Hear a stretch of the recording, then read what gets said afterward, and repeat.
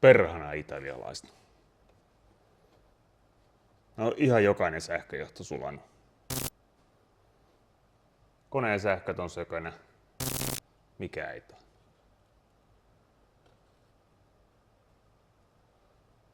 Onko se kuvaa?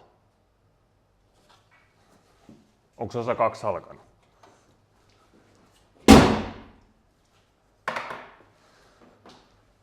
Nämä italialaiset autot, nämä on todella luotettavia ja hyviä autoja. Mennään katsoa mitä osassa 2 tuli vielä vastaan ja mitä korjattiin.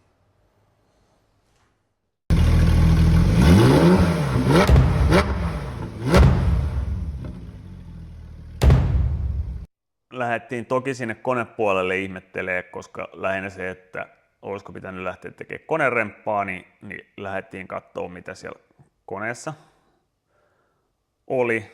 Puolat oli vähän mitä sattuu, eli siitä näki, että joku oli kohdannut vähän ongelmaa aikaisemmin. Huohottimen mä poistin tästä ja sitten sitä lähdettiin purkaa enemmän sitä konetta. Ja tässä vaiheessa mä huomasin, kun mä irrotin noi puolat, että sinnehän oli päässyt ainakin vettä ja öljyä tonne tulpan reikään. Eli siinä vaiheessa siinä oli myös pikkasen toi venttiilikopan kansi vuosi sieltä takaosastaan. Se oli aika pientä, mutta päätin, että nappastaan se irti ja vaihdetaan sinne tiivisteet. No koska siitä puristuspaineesta oli epäilyksiä, niin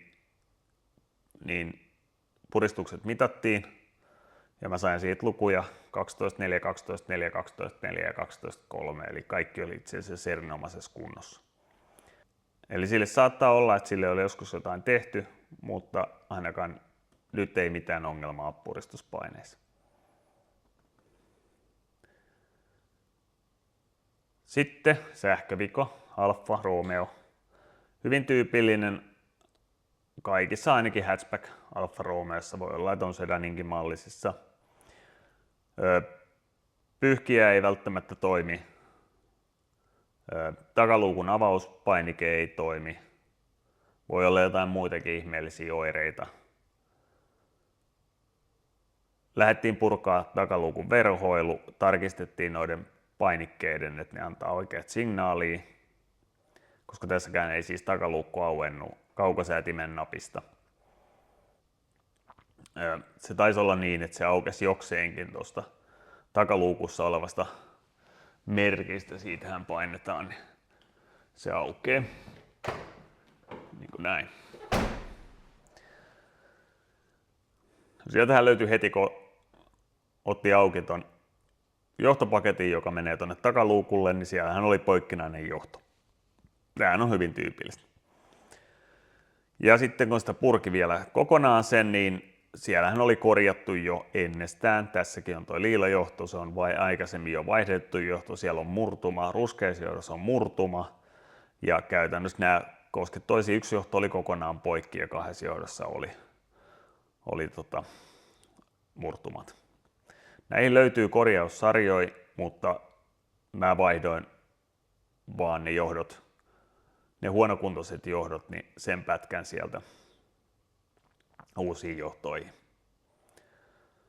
Mutta löytyy semmoisia valmiita johtosarjoja, missä on noin kaikki johdot. Et ei tarvitse koko johtosarjaa uusia, vaan tuosta toi tietty väli, joka nimenomaan kulkee tuossa tuonne takaluukkuun toi pätkä, niin se vaihdetaan uuteen. Hinta on joku tyyliin 20 tai jotain. No joo, se oven aukaisukahva, sehän oli tolleen murtunut ja sen takia se ei toiminut ollenkaan. Samassa yhteydessä mä vaihoin koko konepelin avausvaijerin, koska se oli aika lailla venynyt ja löysä. Niin kiskoin sen vanhan vaijerin samalla irti, vaihdoin uuden kahvan ja vaihdoin uuden vaijerin ja suojakuoren. Sitten mentiin tonne alustapuolelle ja tässä vaiheessa mä huomasin, että täällähän on ei pahin madallusjousot, jotka oli itse asiassa ihan uudet, eli ne oli vaihdettu ihan just vähän aika sitten. Mutta tällähän ei ollut tehty muutoskatsastus. Papereissa ei ollut minkäännäköistä, että olisi muutoskatsastettu jousia, joten sehän oli tiedossa, että jos mä noin jousit jätän, niin muutoskatsastus on edessä. Etuiskarin otin ulos ja siinä tulikin positiivinen yllätys, eli kuten näkyy kuvasta, niin kyseinen iskari oli uusi. Eli myöskin sillä oli yritetty korjata sitä vikaa, mikä siellä oli, että se oli herjannut siitä iskarin venttiilistä, niin sitä oli yritetty korjata kalleimmalla mahdollisella tavalla, eli vaihdettu uudet etuiskun vaimentimet. Koska nämä säädettävät, nämä maksaa todella paljon nämä perusiskariin verrattuna siis nämä säädettävät iskarit. Tämä oli positiivinen yllätys, että siellähän löytyi ihan uudet joustot. Ainoa mitä vaihoin on uudet yläpäät, koska siellä oli käytetty vanhoja yläpäitä ja ne oli aika silleen niin kuin väljessä kunnossa jo. Ja tossa se näkyy se venttiili. No, mikä siinä oli sitten vikana siinä etuiskun vaimentimessa, että miksi se kuitenkin antoi se virheilmoituksen ja se vikakoodin siitä, niin syyhän löytyi liittimestä.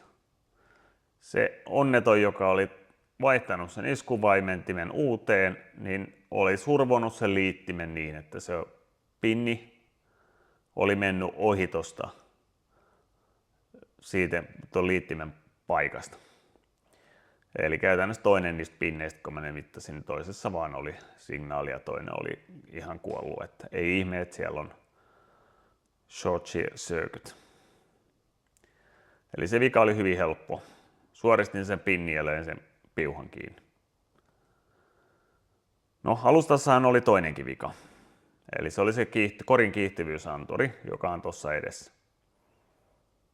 Se oli ehkä tämän auton kallein osa, eli se oli oikeasti mykkä.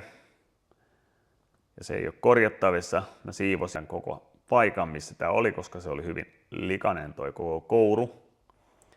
Ja itse asiassa mä vielä ton moottorijohtosarjan, niin mä suojasin sen uudestaan kokonaan suojateipillä, koska se oli lähtenyt sillä, että se paistoi aika lailla sieltä.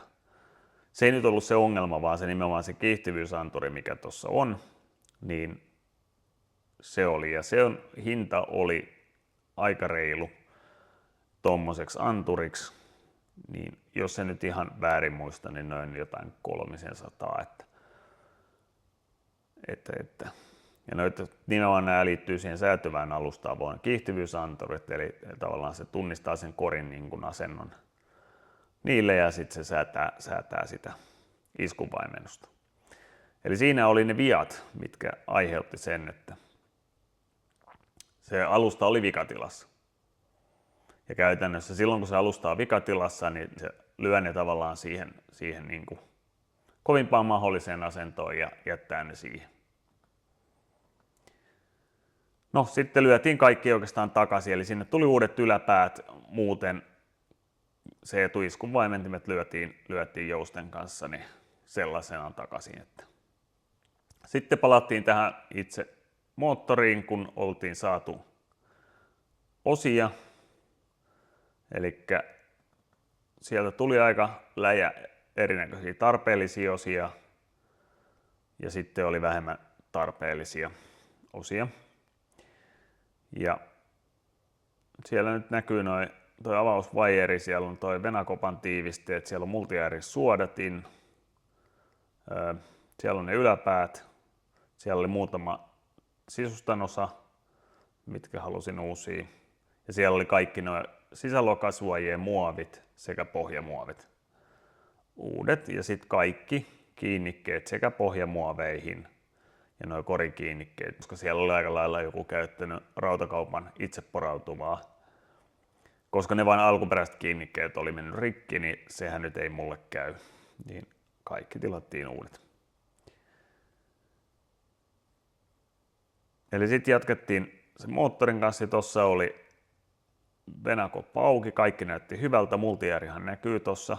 Tuo on se vanhammallinen multiääri, se on tuossa vasemmalla. Ja sinne tosiaan ne tiivisteet vaihdettiin kaikki, nämä tulpan reikien tiivisteet ja venakopan tiiviste. Sitten venakoppa maalattiin uusiksi. koska se näytti, kuten tuossa aiemmin kuvassa näkyi, niin se oli silleen aika hilseily alumiini. Näissähän ei ole punainen venakoppa normaalisti, mutta se oli kivan näköinen, ja kun tuo puna-valkoinen teema tässä on ollut, niin se oli kivan näköinen. Jossain Abarthissa, Fiatin 500 Abarthissa taitaa olla punainen venakoppa, mutta näissä ei ole kyllä koskaan näissä ollut. Mutta nyt on. Sitten sen lisäksi niin vikoja, mitä mä ostin uudet puolat myöskin, koska mä halusin, että ne on kaikki samaa ne puolat ja samanikäisiä, koska ne oli selkeästi semmoinen collection erinäköisiä puolia eri ikäkausilta. Vai uudet puolat, mutta sen lisäksi noin Puolan kahdesta puolasta oli toi Puolan johto oli toi pikakiinnike, niin ilmeisesti ei ole osattu avata sitä pikakiinnikettä oikein, niin tuossa kuvassa näkyy se, että se on paskana, eli se ei lukittunut. Eli noin teoriassa tärinää saattaisi sen irrottaa. No, Finjektorilta löytyi liittimet, jotka on täysin samat kuin noin, en muista mitkä liittimet noi on, mutta noi on ihan yleisesti käytetyt liittimet, noi ei ole sinänsä mitään Alfa kautta Fiat spesifistä, eli näin olisi voinut käydä jossain muussakin, saksalaisissa autoissa muun muassa. Mutta nyt lukitus toimii, eli tuo keltainen menee tuonne sisään, jolloin se ei pääse käytännössä irtoon millään. Sitten alettiin lyömään takaisin venakoppaa. Kaikki oli hyvin vähän. Maalattiin näitä lämpöpeltejä uusiksi. Ne oli vähän ruman näköisiä, niin saatiin vähän siistimpi ulkonäkö. Sitten vaihdettiin multijäärin suodatin, mutta tässä on vanha pestynä, ei ollut pahan näköinen, mutta ostin kokonaan uuden multijäärin suodattimen. Multijäärissähän se suodatin on hyvin tärkeässä roolissa, mutta kun tämänkään öljyvaihdosta ei sinänsä ollut tietoa, mitä öljyä siellä oli käytetty ja näin, niin ajattelin, että vaihdetaan se uuteen. Sitten vaihdettiin vähän viritystä, eli alkuperäinen paneelifiltteri ihan vaihdettiin vaan KN:n paremmin virtaavaan filtteriin, siis ilman suodatin. Mutta vakiokotelo, eli kaikki säilyi, eli seuraavassa kuvassa onkin sitten miltä konehuone näytti. Myös itse asiassa tuo huohotin vaihoin sen uuteen. Siinäkään välttämättä mitään vikaa ollut, mutta huohotin viat ja niiden jäätymiset on aika tyypillisiä näissä. Että niin parempi, että siellä ei ole mitään sellaista, minkä mä tiedän, että saattaa hajota. Sitten kävin sitä lokittamassa vähän, niin lambda-anturin vaihdoin vielä uuteen, koska se lambda-anturi, etumainen lambda-anturi, se antoi pikkasen vajaata arvoa, niin se vaihdettiin uuteen. Jotain pientä hienosäätöä tehtiin myöskin tuolle konehuoneen puolelle. Siellä oli esimerkiksi tuo akun pohjametalli sekä sitten nämä kannakeraudat niin aika huonossa kunnossa, niin ne hiekka puhallettiin ja ruoste maalattiin uusiksi. Sitten alkoi olemaan, niin kuin tuo konehuonepuoli alkoi olemaan aika kunnossa. Tuosta puuttuu vielä joitakin osia niin kuin korin puolelta, mutta konehuonepuoli oli kunnossa. No sitten oli nämä penkit. Nehän oli aivan järkyttävässä kunnossa. Niille tehtiin ihan täydellinen pesu, kuten sisustalle muutenkin. Ihan siihen tarkoitetulla laitteella. Ja kyllähän niistä hyvät tuli. Ne oli käytännössä uudet ne penkit sen jälkeen. Ja lattiamatot pestiin myöskin, ihan siis noin kiinteät pohjamatot. Ja kojelaudat pestiin ja kaikki pestiin. Niin kyllähän siitä hieno tuli.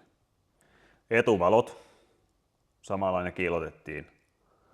Hiottiin ja kiilotettiin uusiksi, koska niissä oli hirveästi sitä semmoista pilvisyyttä, mikä on hyvin tyypillistä näistä muoviumpioissa, niin niistä myöskin tuli kuin uudet. Korin puolelta siellä oli tämmöiset aivan karmeen näköiset roiskeläpät, jotka joku oli ilmeisesti leikannut jostain kumista. Ja ne oli jollain itse porautuvilla. kiinnitetty ilman mitään ruostesuojausta niihin kiinnityskohtiin, eli perinteisesti reikä ja lyödään se itse porautuva siihen. Ei näin. Nää mä pienensin ja tein niistä todella sirot. Mutta sinänsä hyvä, että nämä oli, koska nämä oli suojannut jälleen sitä maalipintaa kiveniskuilta. Ne oli vaan niin käsittämättömän rumat ja huonosti kiinnitetty, että enää mä niitä voinut jättää.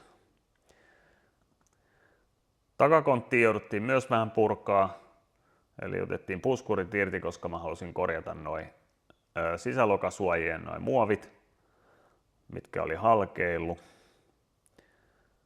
Ja sen lisäksi niin takavalojen alla, molemmissa päissä näkyy vähän tuosta kuvahuusta huonosti, mutta takavalojen alla tuo takavalo oli hinkannut pikkasen maalipinnan puhki noista ja se oli vähän, siihen tuli semmoiset ruostetäplät tullut siihen, niin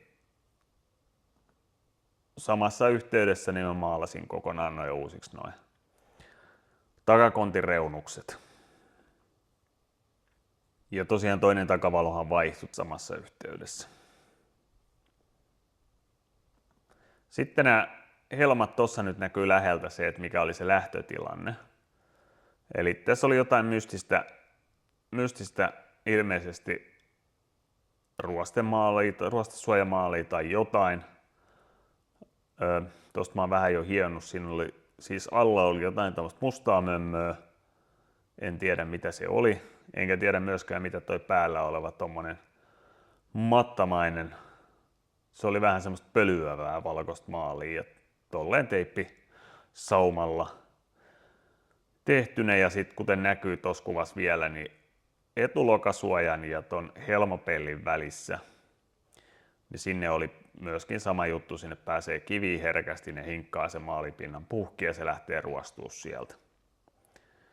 No mä otin ne kaikki auki. Ensimmäisenä mä jouduin pikkasen, noi mustat läikät on niitä, koska mä jouduin suojaamaan ne kohdat, missä joku oli vetänyt vähän popniitteja. Tuolta taaempana oli vetänyt niitä itse porautuvia ruuveja.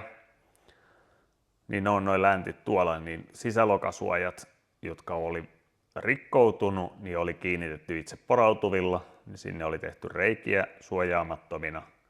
Niin sen takia nuo läntit mä suojasin tämän tavallaan ton saumaosan ja sitten ton alaosan tosta, mihin vesi saattaa päästä ja jäädä ehkä lillumaan, niin suojasin tuolla mustalaineella. Ja sitten nuo helmat, niin ne hiottiin ja sama se sauma hiottiin kaikki ruoste pois. Sitten sen jälkeen ruostesuojat, pohjamaalit, pintamaalit. Ja lopputulos näkyy sitten tuossa, eli tuollainen siitä tuli ja tähän päivään mennessä se ei ole miskään mennyt, eli se on edelleen ihan priimaa. Niin, sillä saatiin ne pois. Ja sitten tosiaan mä laitoin sitten vielä ne hyvin pienet roiskeläpät suojaamaan että noi kivet ei ihan suoraan hakkaa tuohon helman etuosaan. Alun perin tässä oli myöskin etupuskuri, niin ei ollut ihan paikoillaan. Se on hyvin tyypillinen kanssa näissä. Se miksi se ei ole paikoillaan tai se ei pysy paikoillaan, vaan se ei siis ole linjassa sen etulokasuojan kanssa, niin on noin muoviset kiinnikkeet. Siellä on tommonen muovinen kiinnike, joka on popniitattu sinne tehtaalla kiinni. Ja kun ihmiset avaa sitä etupuskuria, jos ne vetää sitä liikaa vaan niin suoraan ulospäin, ne klipsut katkee ja sen jälkeen sä et sitä enää saa sitä pysymään sitä etupuskuria niin, että se olisi niin kuin ns. Paikallaan, vaan se näyttää aina vähän semmoiselta repsuttavalta. Näitä on myös semmoisissa Toyotoissa muun muassa halvemmissa, niin on tullut vastaan niitä, että siellä ne muovikiinnikkeet käytännössä hajoaa aina. Okei, mä ostin uudet muovikiinnikkeet ja koska ne on popniitteillä kiinni, niin mä laitoin sinne tommoset niittimuttereiksi, kun niitä kutsutaan, niin niihin lokasuojiin, joilla mä sain ne muttereikin, nyt ne on vaihdettavissa myöhemmin uusiin, mikäli tarvii. Että itse en kyllä niitä ole saanut irrotettaessa rikki, mutta aika monesti näitä kohtaa. Kutsun sitä nimellä auto on kokenut perheväkivaltaa. Kone oli testattu, mä otin lokit tuosta moottoriohjauksesta. Sen jälkeen mä tosiaan vaihdoin vaan sen Lambdan enää. Kaikki näytti hyvältä, auto toimi hienosti, se ahtui oikein. Ei mitään ongelmia. Sen jälkeen ei oikeastaan ollut kuin pientä jotain hipistelyä. Avainahan tästä oli rikki. Se oli käytännössä niin, että tuo muovi ei pysynyt kiinni ja aina kun sä käänsit sitä virtalukossa, niin sulla saattoi levahtaa se koko avainkuori käsiin, niin uusi avainkuori. Ja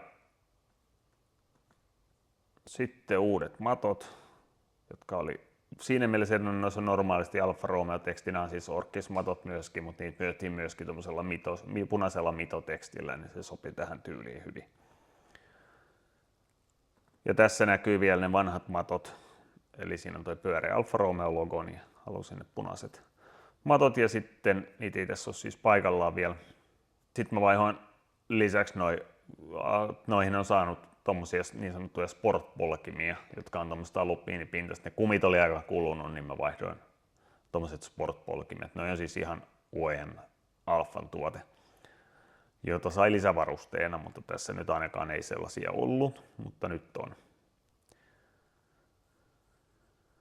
Eli sen jälkeen sillä autolla ajettiin iloisesti ja kaikki toimi hienosti, ei mitään. No sitten jonkun ajan päästä, kun autoa pesi ja sen jälkeen vaimo oli lähtenyt ajamaan, niin yksi näistä etusäleikön kromeista niin oli hävinnyt.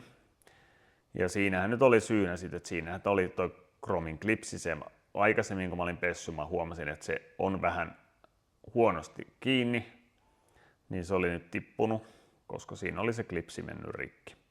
No ne oli aika täynnä kiveiskuja muutenkin, niin mä tilasin alkuperäisen alfa-osan, eli nuo uudet kromit. Ja ton näköinen siitä sitten tuli, kun siihen vaihdettiin uudet. Toinen takavalo siinä vilkkuosa, eli se valo, mitä ei ollut vielä vaihdettu, niin siinä vilkku osa niistä ledeistä. Ja ne oli vähän silleen, että ne välillä palo, välillä ei palannut. Ja no, se nyt arvasti, että sehän on siinä itse takavalossa se vika ja siellä on tommonen LED-kehys ja noita pintaliitosledejä, mutta tässä tilanteessa mä nyt en lähtenyt niitä juottaa niitä ledejä uusiksi, koska mulla oli se toinen takavalo vielä, missä oli ollut se kuori viallinen, niin satuin sitten huomaamaan, että toi LED-yksikkö on täysin sama kummallakin puolella, että siinä tavallaan oikea vasenkätisyydellä ei ole mitään merkitystä, joten mä otin siitä ehjästä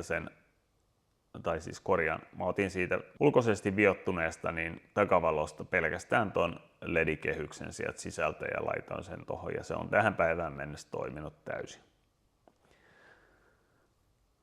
Sitten mittaristossa oli vähän samaa ongelmaa, siellä palo välillä. Kaikki ledit ja välillä palo osa ledeistä ja ne ei nyt palannut kaikki nuo taustaledit aina ja niitä rupesi vähän tippuilemaan yksitellen, olikohan nyt niin, että siellä oli siellä oli 4-5 lediä, joista oli palannut. No tämä toimitin tuohon lähimaastoon olevaan tähän erikoistuneeseen yritykseen, joka vaihtoi käytännössä todella edulliseen hintaan, niin vaihtoi kaikki ledit uusiksi ja niistä tuli kirkkaammat kuin alkuperäisistä, koska ne uudet ne on vähän tehokkaampia ja sitten tietenkin ne saattoi olla kulunutkin ne alkuperäiset. Mutta se kirkkaus ei sinänsä haittaa, koska tuossahan on mittariston toi kirkkauden säätö, eli nämä on himmennettäviä edelleenkin, niin kirkkauden säätö, niin ne saa ihan haluamalleen kirkkaudelle. Sen lisäksi keskikonsolista vaihdettiin muutama polttimo, niitä semmosia pieniä polttimoita, niin mä vaihdoin ne kaikki uusiin myöskin.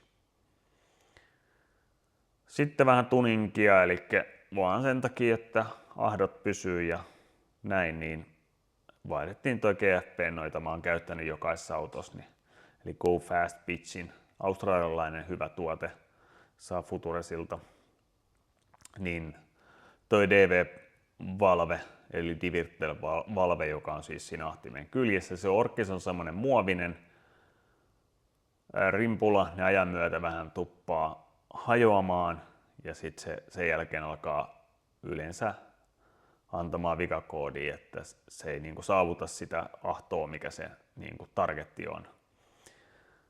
Eli underboost-tila.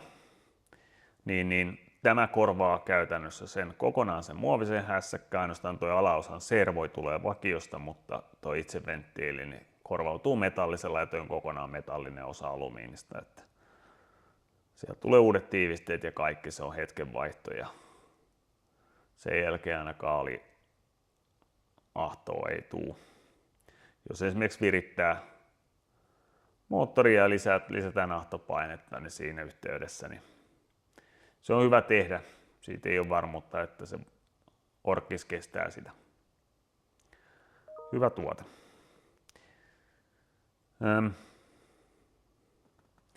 Sitten tästä meni nyt joku kuukausi, ehkä puoli vuotta, en tarkkaan muista. Niin sieltä palasi se koodi, tai itse asiassa koodi havaittiin toki vasta myöhemmin, mutta palasi se vika, että se yhtäkkiä se ei vastannutkaan kaasuun ja se tuntui käyvän huonosti, mutta aina kun sä painoit käytännössä kaasua, niin silloin se niin kuin kävi niin sanotusti huonosti, eli se ei oikein niin kuin vetänyt. Ja sitten se oli tosi ailahtelua, että sitten se yhtäkkiä niin kuin saattoi vetää ja sitten se ei yhtäkkiä vetänytkään. Eli vähän niin kuin kuulostaisi niin kuin huono käynti, mutta kun tyhjäkäynti, se kävi ihan täysin tyhjäkäyntiin. No okei, se nyt oli selvää, että kysehän ei ole silloin moottorista, vaan se on nyt joku anturivika. Ja sieltähän pasahti se sama virhekoodi, mikä tuli jo aikaisemmin, eli nyt se vaan herjäsi suoraan tuosta Accelerator Pedal Potentiometeristä, eli kaasupolkimen asentotunnistimesta, että siinä olisi jotain häikkää. No, sitten kun mä tutkin asiaa siitä, ei tarvinnut mennä kurkkaa sitä anturia, että mitä sieltä näkyy, niin siellähän olikin tämmöinen kiva abikoviritys. Ja se, miksi siellä oli tämmöinen abikoviritys, niin sehän selvisi sillä, että siellähän oli sen jälkeenteinen vakionopeuden sääti, mihin tuosta kaasupolkimelta otetaan signaali. Ja siinä on tehty tommonen haarotin. Seinä ei mitään, se on ihan fine, mutta se, että miten se oli tehty, noi apikot, niistä 2 taisi olla niin kuin käytännössä silleen, niin kuin vähän sinne päin enää kiinni, että ne irtos siitä, sitä paitsi ne liittimetkin lähti irti niistä johdoista, eli se oli huonosti tehty. Paikka on haastava, koska se on tuossa kojelaudun alla, niin siinä ei ole kauheasti tehnyt, mutta olisi nyt käyttänyt kunnon liittimisen, joka sen on joskus asentanut. No nyt sinne tuli kunnon liittimet, eli mä hain ihan oikeat autosähköliittimet ja se haarotus toteutettiin, mä laitoin sen nyt niin, että käytännössä on siitä, kun noi kytkee yhteen, niin se on ohitettavissa se kokonaan se vakionopeussäätimen signaali. Eli tavallaan sen saa niin kuin tosi helposti siitä pois, jos on tarve, tuskin on koskaan tarve, koska se jälkiasenteinen toimii siinä ihan hyvin, ei siinä mitään. Mutta se nyt vaan sotki tämän alfan systeemin, eli käytännössä vikahan tässähän nyt ei ollut alfan, vaan vika oli jälleen kerran siinä asentajassa, joka sen on joskus laittanut. Eli aina kaikki ei ole auton vika. No tässä on nyt kuva nimenomaan etulaakereiden vaihdosta, eli etulaakeri on huomattavasti haastavampi vaihtaa. Ne vaihdettiin ne uudet etulaakerit. Niissä oli lähinnä pientä rohinaa. En mä tiedä, oliko niissä vielä välystä, mutta vaihdon uudet etulaakerit, koska niitä ei ollut myöskään koskaan vaihdettu. 10 tonnin prässi ei mennyt riittää, niin annettiin vähän lämpöä ja iskuun, niin kyllähän se sieltä pasahti ulos. Eli päättyi ihan hyvin. Sitten pientä tuninkia, eli tuolla oli aiemmin jo valot. Mä en tiedä, onko ne edes alun perin Alfa Romeo logolla. Mä väittäisin, että ei, että siellä on vaan valot noissa ovien alalaidassa. Mutta tässä oli jo ennestään Alfa Romeo logolla, koska Siellä näytti olevan semmoiset kiinalaiset valot, josta se ei siis näkynyt noin selkeästi, vaan se oli ihan semmoinen suttunen se logo, mikä siinä syntyi, ja siinä taisi puuttua jotain kirjaimiikin, niin vaihdoin sinne uudet semmoiset samantyyppiset, mitkä tuottaa Alfa Romeo logon. Kiinalaiset siinä on siis nyt alla, koska mä en ole ihan varma, että löytyykö se alkuperäisenä noita Alfa Romeo logolla vai onko ne alun perin vaan pelkällä valolla ilman mitään tekstiä. Ja sitten, koska toi tosiaan mainitsinkin niin tuossa alussa, että toi mankkapuoli oli aika onneton toi vakio. Siinä nyt ei ollut mitään muuta kuin radio. Ja sen lisäksi noissa on se NS Blue Me-järjestelmä, joka on tämmöinen Bluetooth, langaton handsfree Bluetoothilla toimiva. Eli sä kytkeydät Bluetoothilla siihen autoon kännykällä ja sit sä pystyt puheluita tekemään. Mutta kun ei siinä ole mitään näyttöä, sä et näe mitään niin soittajia, kuka soittaa, sitä paitsi se toimii ihan äärettömän huonosti. Ehkä se on joskus toiminut, mutta ainakaan tossakaan niin se on niin vanha-aikainen systeemi, että sen heivasin mäkeen ja koodasin sen Blue Me-yksikön pois. Ja tilalle tuli tämmönen Alpinin 9-tuumainen näytöllä oleva yksikkö, ja sitten lisäksi otin vielä peruutuskameran ja sitten kehyksen sille, että millä sen saa tuohon orkkikseen istumaan. Ja jonkunnäköinen johtosarja myöskin noille rattinäppäimille. No kamera tuli tonne takaluukkuun, se ei ole tossa siis vielä kiinni, mutta siinä on läpivienti vedetty jo ja sitten se tuli kiinni sinne takaluukun pohjaan niin, että se ei ole juurikaan näkyvissä. Ja mankka tai näytöllinen soitin, miksi nyt kutsutaan, niin se ei ole tosiaan mikään flippi, vaan toi Alpine systeemi on sellainen, että se on niinku kiinteästi tossa, mutta sen korkeutta pystyy säätämään. Mutta tuossa korkeassa ei ole minkään näppäimen tiellä ja koko on 9 tuumaa. Alpineit löytyy myös 11-tuumainen, kun se oli se toinen koko vielä isompi, mutta se olisi ollut noin pienen auton ihan jäätävän kokoinen. Eli siinä tosiaan on Apple CarPlay, Android-autot, navigoinnit, no tietenkin normaali radio ja sitten tietenkin pystyy striimaamaan kaikkea ja asentaa appseja. Että fiksu systeemi kyllä. Vaihtoehtona olisi ollut semmoinen kiinalainen mankka, mutta kun ne kiinalaiset mankat on just niin kiinalaisia, kun voi kuvitellakin, että ei kiitos. No siinä on vielä kuva näkyy, sen kameran voi koska vaan kytkeä päälle, niin voi katsoa vaikka takana ajavia samalla kun ajaa. Että vaikka toi on pieni auto, niin kyllä se peruutuskamera on ihan kiva siinä olla. Ja talliinkin kun ajaa, niin siinä on tääkkiä hyvän kiintopiste ja sääti noin viivat tavallaan siihen kohtaan, niin sitten pysäyttää aina oikeaan kohtaan. Ei tarvitse mitään tennispalloja kattoon kautta muuta, mitä monesti näkee. No joo, tämä nyt oli tämmönen aika lailla tämmönen monologi siitä, että mitä tässä on tapahtunut. Ja se on nyt siis todella ajokuntoinen, jos ajatellaan, että mitä siinä nyt niin kuin vielä pitäisi tehdä, niin siinä on jakohinnan vaihtoväli, koska se on vain 60 000 kautta 4 vuotta. Ja se ikä nimenomaan tässä tulee nyt vastaan. Ei siinä ole ajettu varmaan 20 000 jakohinnan vaihdon jälkeen, mutta se 4 vuoden ikä tulee nyt kesällä täyteen, eli se vaihdetaan. Pakoputki ei ole parhaassa mahdollisessa kunnossa, mutta se on täysin ehjä. Kävi mielessä, että olisi ottanut siitä vähän kivemmat äänet tuosta putkesta, että siihen olisi vaihtanut italialaista ragazzonia, mutta en nyt ole tähän päivään mennessä, koska vaimo ajaa täällä aika paljon niin, ja sitten siellä on koirat, niin arvostaa myös sitä hiljaisuutta. Niin se jätettiin. No moottorirempan jäi nyt tekemättä tässä kohtaa. Siinähän olisi ollut myös kiva kohta lähteä vähän niin kuin leikkimään, eli olisi laittanut sinne takomännät ja vähän jäykempää jousta ja vahvemmat kiertokanget ja tietenkin uusinut kaikki laakeroinnit ja näin päin pois, niin tuosta koneesta pystyy saamaan jopa lähemmäs 400 hepan tehoja. Toki ahdin täytyy vaihtaa sillä, että toi ahdin ei riitä kuin vähän yli 200 heppaa.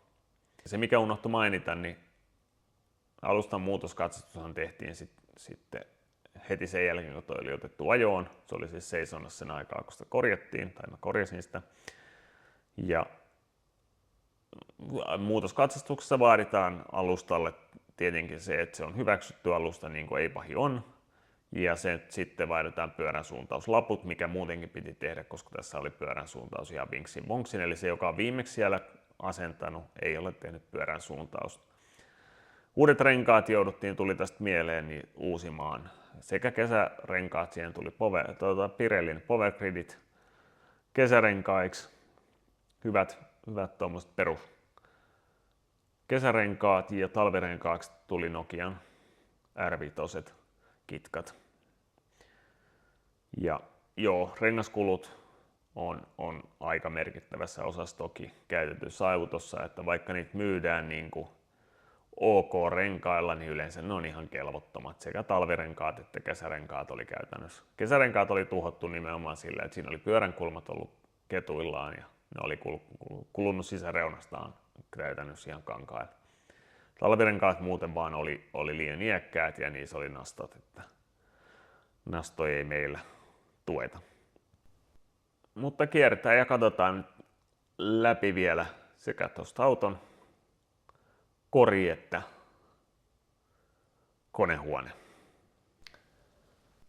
Sitten kun katsotaan tätä tarkemmin läpi, niin tämä värihän on Alfa Romeo Bianco, eli tämähän ei ole valkoinen, vaan tämä on itse asiassa semmoinen luonnonvalkoinen. Sen näkee hyvin, kun oli myös valkoinen kiulia vieressä, joka on niin kuin ns. Oikea valkoinen. Niin tämä on hyvin semmoinen retrovalkoinen. Ja maalipintahan tässä on todella hyvässä kunnossa, mutta se johtuu siitä, että tämä auto on kauttaaltaan maalattu ympäri joskus jokunen vuosi sitten. Siksi tässä ei ole kiveniskuja. Ja tämä on muutenkin tosi hyvässä kunnossa. Ja nämä puskurit, niin nyt ne istuu. Nämä on niinku ihan tasassa. Eli siellä on ne uudet kiinnikkeet, niin ei ole minkäännäköistä istuvuusongelmaa niissä. Ja tästähän korjattiin kanssa. Se nyt ei tietenkään tästä enää näy, mutta korjattiin molemmat puolilta nämä etulokasuojien ja puskurin väliset saumat. Moottoritilassa ei sulaneita sähköjä lukuun ottamatta ole mitään ihmeellistä. Nämä kaikki hiekkapuhalsin nämä metalliosat ja maalasin ne uudestaan, kun ne oli aika ruman näköiset. Ja moottoriohjaus on itse asiassa tossa. Siellä on ilmansuodatin tuolla sisällä. Ahdin löytyy tuolta välistä ja siellä se GFPkin näkyy. Mitään laitonta viritystähän tässä tietenkään ei ole. Se nyt on varmaan kaikille selvää, myös Trafille. Ei tarvi laittaa postiin.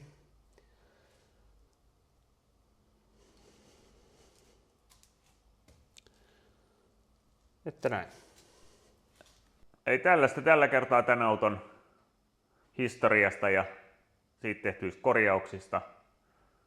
Lisää tulee, kun ongelmia tulee.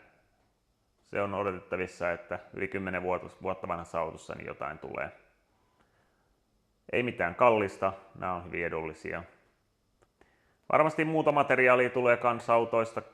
Mulla on tosi odottamassa semmosia osia, minkä ongelmia mä haluan selvittää, mitkä on aika yleisiä ja mitä ei ole kukaan kauheasti selvittänyt. Että aion käydä ne läpi ja teen niitä videot, jos kiinnostaa. Pyrin ehkä vähän siihen, että se on vähän jotain eksoottisempaa kamaa kuin ihan joku perusjuttu, mutta varmaan ihan perusjuttujakin mukaan mahtuu.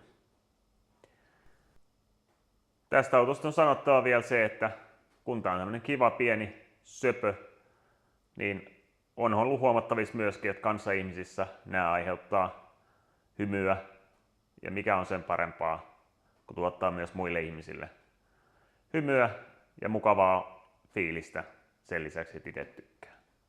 Siinä on itse asiassa yksi syy, miksi mä en aja niillä perusharmailla. Ei muuta kuin seuraaviin videoihin. Palataan. Moro!